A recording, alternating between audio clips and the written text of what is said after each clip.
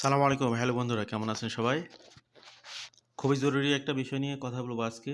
তার আগে কিছু আনুষঙ্গিক উদাহরণ দেই। 4 বছর আগে ইবনে সিনার একজন আপু, তিনি ইবনে সিনাতে এইচআর ডিপার্টমেন্টে জব করতেন। তো তিনি জানালেন যে তিনি কানাডাতে অ্যাপ্লাই করেছিলেন। তো পরবর্তীতে তার অ্যাপ্লিকেশনটা প্রসেস হয় নাই। তো কার মাধ্যমে অ্যাপ্লাই করেছিলেন? তিনি একজন ব্যারিস্টারের মাধ্যমে আবেদন করেছিলেন, একজন কনসালটেন্টের মাধ্যমে আবেদন করেছিলেন, যিনি কানাডাতেই থাকে। পরে খোঁজ নিয়ে দেখা গেল যে অ্যাকচুয়ালি তিনি কোনো অথরাইজড বা আইআরসিসি অথরাইজড আরসিএসি কনসালটেন্ট ছিলেন না। জাস্ট তিনি বাংলা ভাষাভাষী, একটা রেফারেন্সে তার সাথে পরিচয়, সেভাবে তিনি আবেদন করেছেন। পরে যখন ফিজিক্যালি তাদের সাথে দেখা হলো, তাদের ডকুমেন্টগুলো চেক করে দেখলাম আমরা, তখন দেখলাম যে তাকে একটা ভুয়া ওয়েবসাইটের লিঙ্ক দেওয়া হয়েছে। সেই ওয়েবসাইটের মধ্যে তাদের ইউজার আইডি পাসওয়ার্ড ক্রিয়েট করা হয়েছে। তো এগুলোর মাধ্যমে তাদেরকে দেখানো হয়েছে যে তাদের অ্যাপ্লিকেশনটা প্রসেস হচ্ছে, এবং তারা অলরেডি 10 লক্ষ টাকার মতো দিয়ে ফেলেছে। এখন তাদেরকে বলতেছে যে আরও কিছু স্টেপে আছে, সেগুলো যেন আরও টাকা দিতে হবে। তো সেই স্টেজে তাকে সাবধান করা হলো। এরপর পরবর্তীতে তিনি আর সেখানে প্রসিড করেননি, কিন্তু অলরেডি তার 10 লাখ টাকা শেষ। এরপর আরেকটি ঘটনা, একদিন একজন ব্যক্তি বলতেছেন যে তার তো কানাডাতে জব হয়ে যাচ্ছে, কিভাবে? তিনি উইলস অ্যান্ড ওয়ালকার নামে একটা ওয়েবসাইট পেয়েছেন, খুব সুন্দর ওয়েবসাইটটির ডিজাইন দেখে খুবই অ্যাট্রাকটিভ মনে হবে। তো সেখানে তিনি তার সিভি পাঠিয়েছেন, তারা বলেছে যে ইউ আর কোয়ালিফাইড। এখন কি করতে হবে? তাকে তার সিভিটা ইংলিশে আছে, এটা ফ্রেঞ্চে ট্রান্সলেট করতে হবে, এই জন্য তাকে $50 দিতে হবে। তো তখন তাকে বোঝানো হলো যে কানাডাতে যে কোনো ডকুমেন্ট দিতে হলে সেটা হয় ইংলিশে হতে হবে অথবা ফ্রেঞ্চে হতে হবে, যে কোনো একটা হলেই হবে। তো কেউ যদি ইংলিশ দেওয়া ডকুমেন্ট ফ্রেঞ্চ করে চায়, তার মানে সেখানেও সমস্যা আছে। তো এভাবে তারা দেখা গেলো যে $50 করে প্রত্যেক মাসে যদি 5,000 ব্যক্তিকে থেকে নেয় প্রতারণা করে, তো অনেক টাকা তারা পাচ্ছে এভাবে কানাডাতে বসে। এ ধরনের অনেক প্রতারণায় ঘটে চলেছে প্রতিনিয়ত। এটা হচ্ছে ইমিগ্রেশন রিলেটেড প্রতারণা। আরও অনেক উদাহরণ আছে, বলতে গেলে শেষ হবে না, যেগুলো আমরা আমাদের দীর্ঘ সময়ে বিভিন্ন ভুক্তভোগী ব্যক্তিদের থেকে শুনেছি। আরেকটা বলেই ফেলি, সেটা হলো যে একদম ইমিগ্রেশন ওয়েবসাইটে তারা ফাইল জমা দিয়েছে, এরপরে ভিএফএস গ্লোবাল থেকে ফিঙ্গারপ্রিন্টের কাজও করাইছে, বায়োমেট্রিকও করাইছে। এরপরে দেখা গেল 3-4 লাখ টাকা দিয়ে ফেলেছে। বায়োমেট্রিক করলেই এটার কোনো গ্যারান্টি নেই। আপনি যেন তেনভাবে একটা অ্যাপ্লিকেশন সাবমিট করলে অটোমেটিক্যালি বায়োমেট্রিক চলে আসবে। কিন্তু ভিসার রেজাল্ট আপনি পাবেন আরও অনেক পরে। কারণ হচ্ছে এটা অটো জেনারেট সিস্টেম, যে আপনি এখানে কানাডাতে যে কোনো অ্যাপ্লিকেশন, ভিজিট ভিসা হোক, স্টুডেন্ট ভিসা হোক, ওয়ার্ক পারমিট হোক, অ্যাপ্লাই করলে সেখানে বায়োমেট্রিক অ্যাপয়েন্টমেন্ট চলে আসবে। তো এটা বিশ্বাস করার কোনো কারণ নেই যে বায়োমেট্রিক ভিএফএস গ্লোবালি দিচ্ছেন মানে এটা অথেন্টিক, এই ধরনের বিষয় মনে করা যাবে না।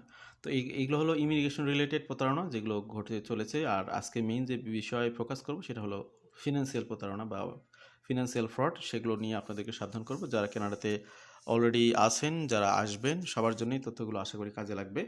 তো সাম্প্রতিক সময় এই তথ্যগুলো আমাদের হাতে এসেছে, এই জন্য আপনাদের সামনে এই বিষয়গুলো নিয়ে কথা বলবো। Tips for staying safe from financial fraud in Canada.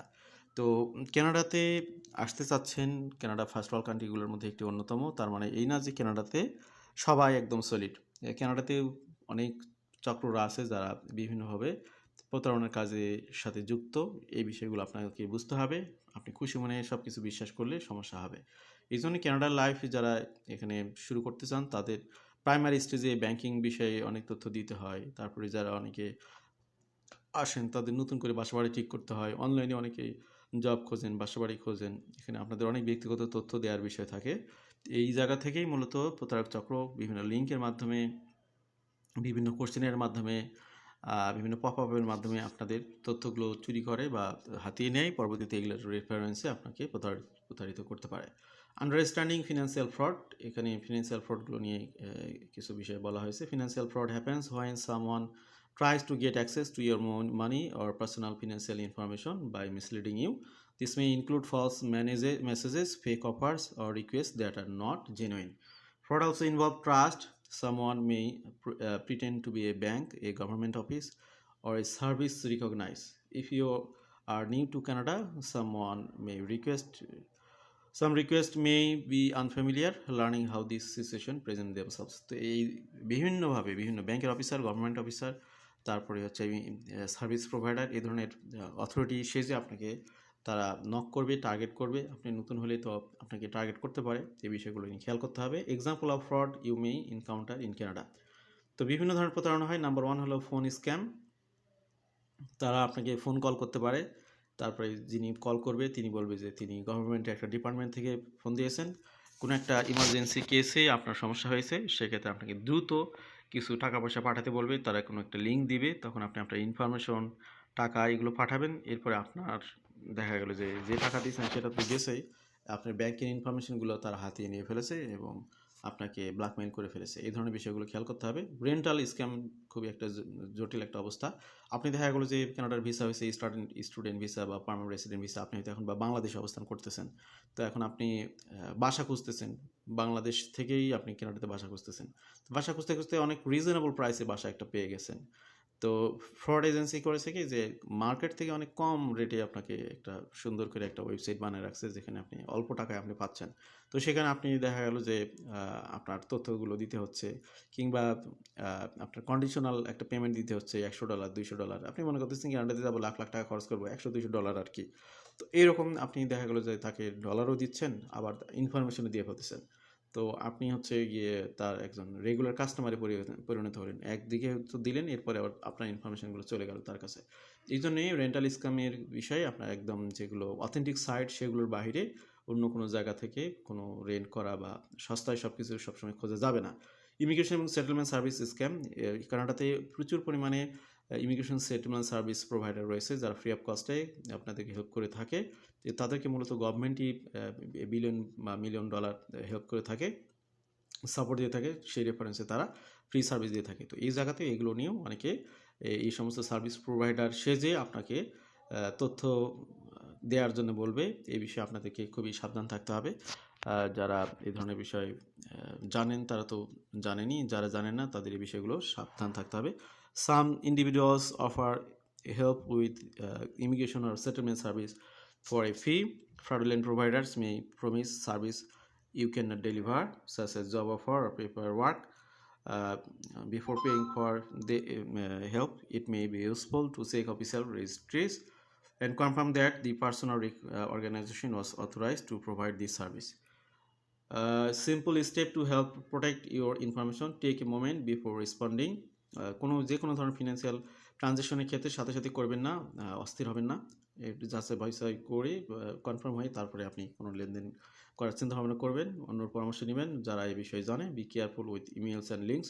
ইমেইলে বিভিন্ন ধরনের ফ্রড লিঙ্ক আসবে যেগুলোতে ক্লিক করলে আপনার ইনফরমেশনগুলো তারা নিয়ে নিতে পারবে। এই ধরনের বিষয়গুলোতে সাবধান হতে হবে। Limit the personal details you share.